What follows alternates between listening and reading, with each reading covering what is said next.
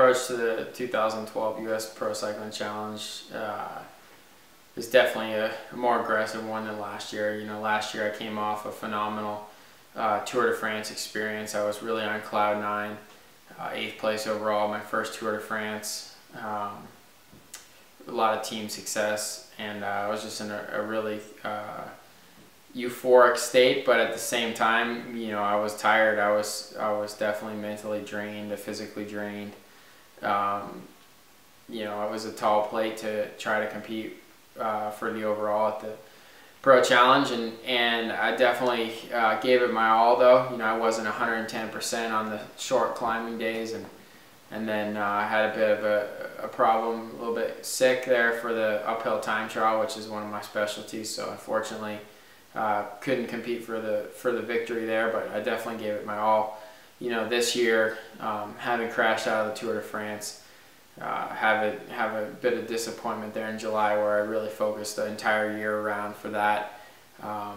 Gave me a new perspective on the race. Of course, with the addition of Flagstaff Mountain top finish, you know, I've really been targeting this race. But then when you take the Tour de France out of equation, you know, this race now becomes my Tour de France.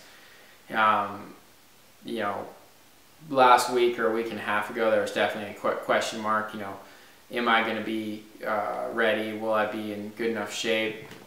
You know, or how bad, you know, did my separated shoulder set me back, and all my injuries from the crashes, big crash in Tour de France, and, you know, the race Tour of Utah last week, and won the team time trial with the team, you know, and was up there in the overall, and definitely had good sensations on all throughout the race, and definitely have physically a much better feeling than my results show. So with that in perspective and in mind, you know, I'm definitely optimistic and excited for the 2012 edition of the U.S. Cycling Pro Challenge.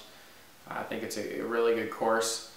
You know, of course, with the Flagstaff, my favorite climb out there and in my hometown.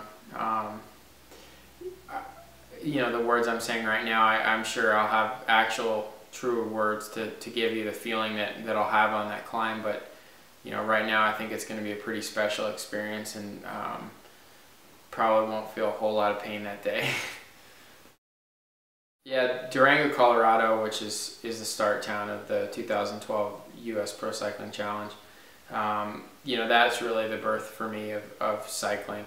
You know, I came there with mountain biking background and you know, the drive to be a mountain bike racer. But, you know, when I got there, I met a lot of great people in the Durango community, and they showed me road cycling. And that's where I found it. That's where I learned the work ethic through graduating Fort Lewis College there. And I made that my hometown for, I think, 10 years.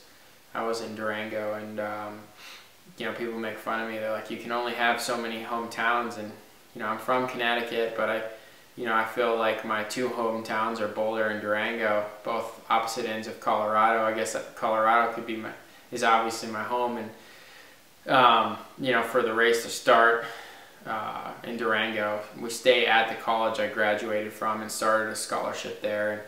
And Durango is a community that I've been involved with from you know, every element, whether it's cycling to any sort of business. You know, any way I could get involved in that community, I did. And I love Durango. I love the people of Durango, and you know, I'm really honestly holding myself back to getting down there this week before the race, because I know as soon as I get there, I'm not going to feel anything. It's just going to be goosebumps and excitement from then on out to the start. I mean, to be a professional cyclist that competes mostly in Europe and in big races that are so far from your home. It's really something special to compete in one of the biggest races in the world in your home state, on your home roads. You know, in this edition, truly I will be competing on my home roads. So, you know, it's really a special experience, like last year on Independence Pass, where, you know, there's 50,000 people on just that section of the road.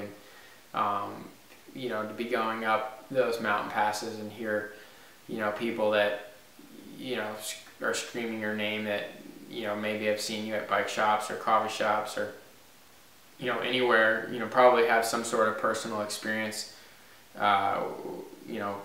knowing you. I mean, that's something special. And, for me, I remember certain individuals that, I'd gone to school with that I hadn't seen since I graduated college that came out to the race, and, I'd be suffering up a climb and I'd look up and I'd see, oh, wow, for example, Eric Hovey, this was a guy that was really involved with the Fort Lewis cycling team, and I hadn't seen him all year, and ran into him on the steamboat stage, saw him there at the finish, and then I ended up seeing him at the hotel. So, I mean, you can't beat that experience, of course, having people that are truly passionate about seeing you succeed on the side of the road, and probably have an invested interest at some point in your life, to see you do well. So, it's really cool, and this year's edition, like I said, will be even more special, basically starting at the college that gave me all the opportunities that I have now, and the town that gave me all the opportunities I had now, to finishing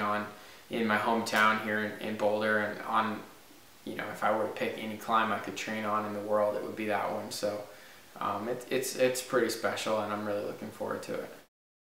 Flagstaff as a climb is extremely unique, and my argument to have it in the race, truly stems from the fact that, it represents Colorado, it represents Boulder.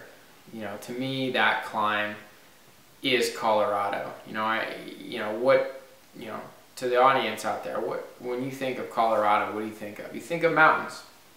Well, what activities do you think of when you associate Colorado? You think of road cycling, you think of mountain biking, think of trail running, think of hiking, you think of rock climbing, you think of hiking, you think of just driving your car through the mountains. I mean, on Flagstaff, every single activity that I just mentioned takes part on a daily basis here in Boulder.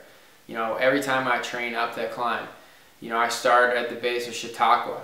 That's where huge hiking is. I mean, there's more people in Boulder at Chautauqua hiking than there is in Mall of America on Sunday. I mean, it's that packed. And then as I go up further, I see other cyclists all over. Go up a little further, I see people crossing the road, running trails and hiking across the road. Go up a little further, right on the side of the road, there's people rock climbing. Go up a little further, there's people riding motorcycles. There's mountain bikers riding to the trails. There's people taking picture of the amazing views that people will see off of Flagstaff. And for me, it just compresses all those activities, all those different lifestyles and people into one. And that image, Flagstaff, to me, is Colorado. So I think, yeah, we're going to see a ferocious, amazing battle on Flagstaff. We're going to see phenomenal bike racing. But at the same time, we're also going to see what Colorado is all about. And how many people are all going to be there to experience it, obviously at the race, but also worldwide, watching on TV and watching on the internet. And that's going to be an experience that nobody will ever forget. And in my opinion, Flagstaff will become the Alpe d'Huez, what the Alpe d'Huez is to the Tour de France, to the US Pro Cycling Challenge. Recently, this past year, Colorado's got a lot of negative press from a lot of unfortunate experiences. For example, the giant forest fires that we've seen in Fort Collins and Durango, and even here on Flagstaff, and of course the Aurora shooting. And I think that this race definitely will hold a lot of importance and a special meaning in showing the world a really positive message from Colorado. And I think that it'll be great to see all the news and all the media covering this positive experience in Colorado, and hopefully putting forth a great show and providing a great spectacular viewing and experience. I hope that will give people a really great feel on Colorado for the end of 2012. This year we got the Danielson family, had our second edition with my daughter Stella. She's about 2.5 months old now, and yeah, she's definitely a big addition to the family, and will definitely be a big motivation for me here at the home race. You know, she'll be with me at the start and the finish, and of course my son that has already been on quite a few podiums and been to the Tour de France and the Vuelta a España, and you know, it's time for her to start traveling the state and start seeing some bike racing and seeing what Dad does. So 3, 2, 1.